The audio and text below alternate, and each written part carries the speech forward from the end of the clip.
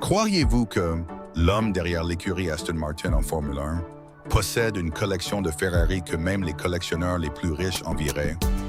Lawrence Stroll n'est pas seulement un milliardaire, il est le genre de personne que Ferrari doit choisir pour lui vendre une voiture. Dans son garage se trouve une des voitures que vous ne pouvez pas acheter, même avec des centaines de millions de dollars. Il y en a qui ne sont autorisées que sur circuit. Et il y en a même si rares qu'il en existe moins de 10 exemplaires au monde. Mais ce qui est intéressant, c'est que la valeur de ces voitures ne réside pas seulement dans leur vitesse, mais dans leur histoire, leur passé et le pouvoir derrière le volant. Et la dernière voiture de cette liste n'est pas seulement la plus chère, mais aussi l'une des Ferrari les plus rares jamais créées. Alors, êtes-vous prêt à entrer dans ce garage valant des centaines de millions de dollars? Découvrons-le ensemble, car la première n'est que le début d'un voyage insensé. Commençons par la Ferrari Enzo, un nom devant lequel tout passionné d'automobile s'arrête quelques secondes en l'entendant. Produite entre 2002 et 2004 pour honorer Enzo Ferrari lui-même, ce n'est pas simplement une supercar, c'est le manifeste de Ferrari sur la transposition de la technologie F1 à la route. Mais ce qui rend l'Enzo spécial dans le garage de Stroll n'est pas seulement le fait que 400 exemplaires ont été produits, mais que Ferrari ne vendait pas cette voiture à n'importe quel acheteur fortuné. Vous deviez être choisi. Avec un moteur V12 de 6,0 litres développant 650 et un chevaux, l'Enzo était autrefois le summum de la performance atmosphérique, combinant et aérodynamisme inspiré de la compétition. Mais croyez-moi, si l'Enzo suffit à faire rêver toute une vie, la voiture suivante de cette collection commence véritablement à repousser les limites entre la route et la piste. Juste après se trouve la Ferrari F50, une voiture que Ferrari a délibérément conçue comme une F1 homologuée pour la route.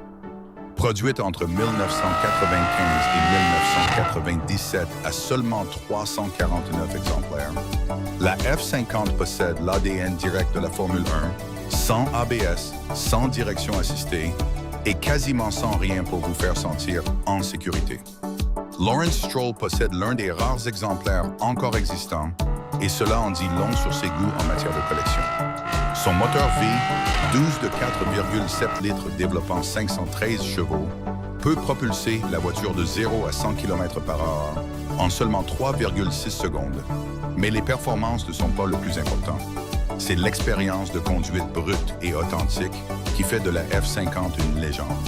Mais si vous pensez que c'est la voiture la plus proche d'une F1, attendez la suite, là où Ferrari entre dans l'ère hybride. La Ferrari était le tournant que Ferrari a dû négocier lors de la mutation du monde automobile. Mais pour Lawrence Stroll, ce n'est pas seulement une hypercar, c'est un secret. Sala Ferrari n'est presque jamais apparue en public, ce qui en fait l'une des voitures invisibles, les plus précieuses du milieu des collectionneurs. Avec son système hybride associant un V12 de 6,3 litres et un moteur électrique, la voiture délivre une puissance totale de 950 chevaux, abattant le 0 à 100 km/h en environ 2,5 secondes. Mais ce qui rend la LaFerrari spéciale n'est pas dans sa fiche technique, c'est qu'elle marque la fin d'une époque de motorisation pure. Et si vous pensez que la technologie hybride est le sommet, la voiture suivante va totalement changer votre perception. La Ferrari FXX n'est pas une voiture, c'est un ticket d'entrée pour le monde privé de Ferrari. Développée à partir de l'Enzo en 2005 et produite à environ 30 exemplaires, la FXX n'est pas autorisée sur la voie publique.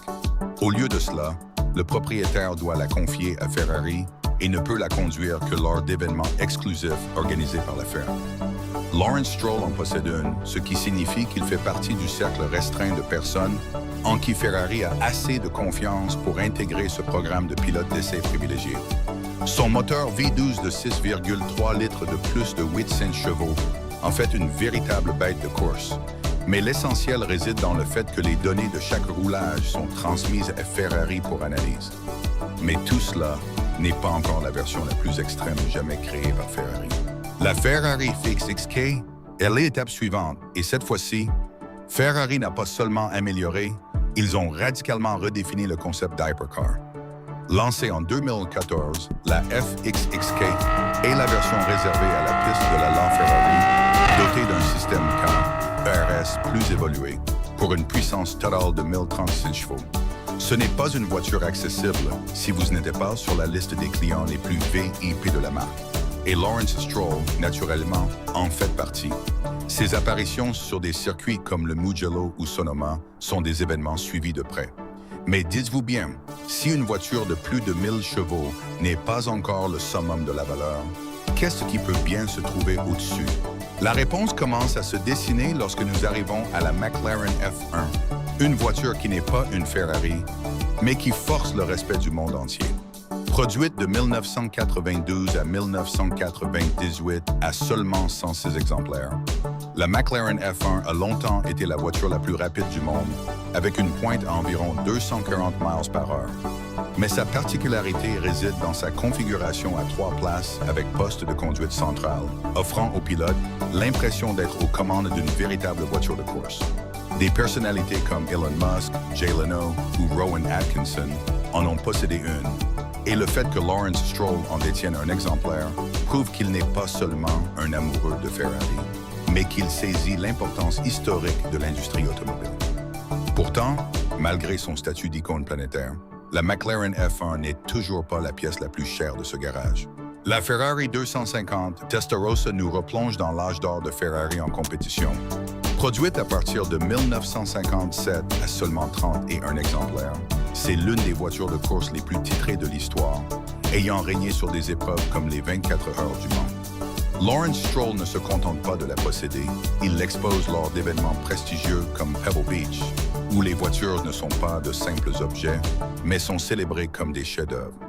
Son moteur V12 de 3,0 litres et son design signé Scaglietti au style intemporel font de la Testarossa le Graal de tout collectionneur. Sa valeur n'est pas seulement pécuniaire, elle est patrimoniale.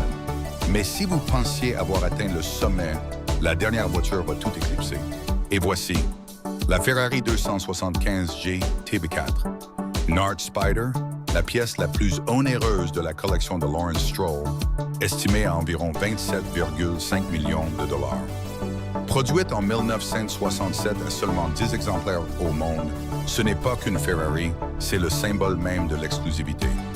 Stroll a acquis cette voiture lors d'une vente aux enchères à Pebble Beach pour un montant record à l'époque, et elle est depuis devenue le joyau de sa couronne. Dessinée par Scaglietti et animée par un V12 de 3,3 litres d'environ 300 chevaux, elle n'est pas la plus véloce, mais c'est l'une des Ferrari les plus désirées de tous les temps. Elle incarne l'époque où Ferrari ne fabriquait pas de simples autos, mais forgeait des légendes.